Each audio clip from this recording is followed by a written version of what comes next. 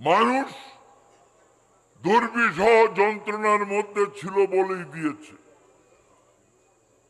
আবার যদি আমরা লক্ষ্য করি, মুসলিম সম্প্রদায়ের মধ্যেও মমতা ব্যানার্জির যে মুসলিম যে তোষণ, যেটা হিন্দু সম্প্রদায়ের মধ্যে ছড়িয়ে গেছিল, যে বোধহয় মুসলিমদের, তাদের মধ্যেও মমতা ব্যানার্জি তৃণমূল কংগ্রেসকে সমর্থন করেছিল। কিন্তু মনে রাখা দরকার, আমরা বারে বারে বলেছি যে মমতা ব্যানার্জি হচ্ছে আরএসএস এর সৃষ্টি, আরএসএস দ্বারা পরিচালিত, এবং মমতা ব্যানার্জি নিজে আরএসএস। কংগ্রেসের সরকার ছিল স্বাধীনতার পরে। কংগ্রেসকে আমরা সাম্প্রদায়িক দল বলি না, কিন্তু কংগ্রেস আজকের এই যে অবস্থা বাবরি মসজিদ নিয়ে, তা কংগ্রেসকে ছেড়ে কথা বলা যাবে না। 1986 সালে বাবরি মসজিদে সেখানে নামাজ পড়া হতো। রাজীব গান্ধী 1986 সালে সেই বাবরি মসজিদের দরজা বন্ধ করেছিল, নামাজ পড়া বন্ধ করে দিয়েছিল। 1992 সাল নরসিংহ রাও প্রধানমন্ত্রী, কংগ্রেসের সরকার। আমার পশ্চিম বাংলায় জ্যোতি বসু সরকার, বামফ্রন্ট সরকার, আপনাদের প্রিয় মুখ্যমন্ত্রী জ্যোতি বসু বারে বারে কেন্দ্রীয় সরকারকে বলল, নরসিংহ রাওকে বলল যে খবর আছে আমার কাছে, বাবরি মসজিদ ধ্বংস হবে। এবং হিন্দুত্ববাদীরা আরএসএস কট্টর, তারা বাবরি মসজিদ 500 বছরের সৌধ ধ্বংস করবে। কল্যাণ সিংহের সরকার উত্তরপ্রদেশে, তাকে বলা হলো সরিয়ে দেয়া, রাষ্ট্রপতি শাসন করা হোক। আমরা রাষ্ট্রপতি শাসনের পক্ষে নই, নির্বাচিত সরকারের পক্ষে। কিন্তু জ্যোতি বসু বলল কোনো উপায় নেই, ওই মসজিদ ধ্বংস হবে। নরসিংহ রাও বলল না, ওরা ফুল টুল দিয়ে বাইরে থেকে পুজো করবে। নরসিংহ রাও ঘুমিয়ে রইল। ব্ল্যাঙ্ক চেক দিয়েছিলাম আমরা যে রাষ্ট্রপতি শাসন জারি করা হোক। বাবরি মসজিদ ধ্বংস হয়ে গেল। কল্যাণ সিং পদত্যাগ করলো। আপনারা জানেন এর জন্য কংগ্রেসও দায়ী। বাবরি মসজিদ ধ্বংসের পিছনে কংগ্রেসের মধ্যেও যে কারা আরএসএস ছিল সেটা বলা যায় না, প্রমাণিত হচ্ছে এখন মমতা ব্যানার্জি। এই মমতা ব্যানার্জিকে আজকে ক্ষমতায় এনেছিল এই যে জোড়া ফুল, আপনারা অনেকেই শুনেছেন, জোড়া ফুল একটা আঞ্চলিক দল কিভাবে পেতে পারে। কোন একটা জাতীয় দল সমর্থন করলে তবে সে জোড়া ফুল পেতে পারে।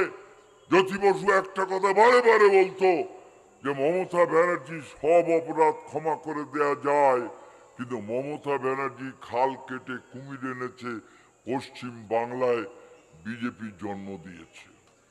বিজেপির জন্ম দিয়েছে তৃণমূল কংগ্রেস। আজকে মমতা ব্যানার্জি, যে মমতা ব্যানার্জিকে ওই 2003 সালে মোহন ভগবত এবং আরএসএস এর মিটিং এ বলেছিল যে আপনি সাক্ষাৎ দুর্গা। দুর্গা পুজো হয়, বছরে একবার হয়, 6 দিন থাকে, পঞ্চমীতে ধরলে 6 দিন থাকে, তার বিসর্জন দেয়। কিন্তু আমরা জানি যে একদিন না একদিন এই অবস্থা হবে।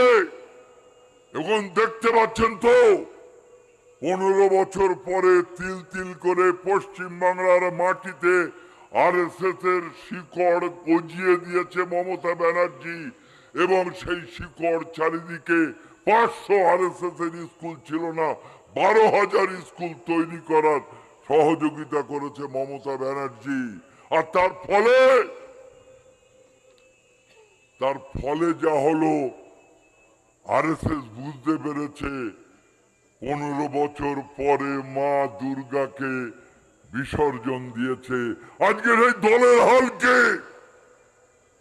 এখনো আঙুলের কালি উঠে যায়নি।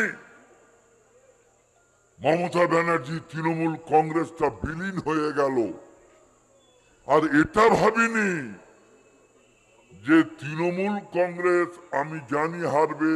দেগঙ্গা এবং বিভিন্ন জনসভায় আমি বলেছি যে এবারের নির্বাচনে তৃণমূল কংগ্রেস কখনোই সরকারে আসতে পারবে না, পারবে না, পারবে না।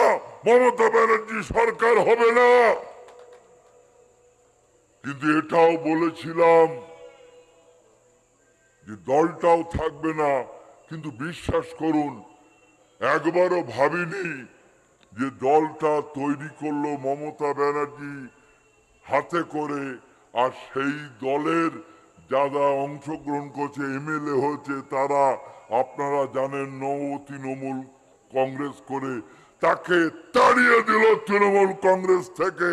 এই অবস্থা হবে জানিনি, জানি না, জানতাম না। বামফ্রন্ট সরকার ছিল, বামফ্রন্ট সরকারের 34 বছর সাফল্য। বামফ্রন্ট সরকার 100 বছর থেকে যেত। দেশের স্বার্থকে বিচ্ছিন্ন করতে গিয়ে সমাজের স্বার্থ। আপনি বলুন তো, আমার এই বিমানবন্দরে নোট করো সিদ্দিকুল্লাহ চৌধুরী, মুসলমানরা শুনে নাও, ওই মসজিদ যখন ভারতবর্ষ স্বাধীন হয়েছিল, ভারতবর্ষে আজ পর্যন্ত ইংরেজদেরকে তাড়ানোর জন্য মুসলমানরা জান দিয়েছিল। এবং ওই ইন্ডিয়া গেটে 65% মুসলমানের নাম আছে। এবং এই যে তেরঙ্গা ঝান্ডা, এটাকে নকশা করেছিল মুসলমান মেহরুন্নেসা। এবং লাল কেল্লায় প্রথম ঝান্ডা তুলেছিল কে? আশরাফুল্লাহ খান, মুসলমান।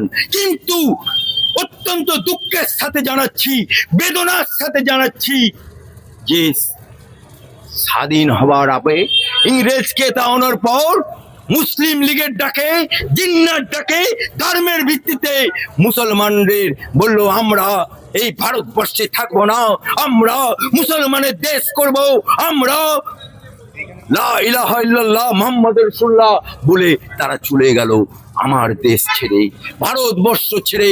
লক্ষ লক্ষ মানুষ পাকিস্তানে চলে গেল।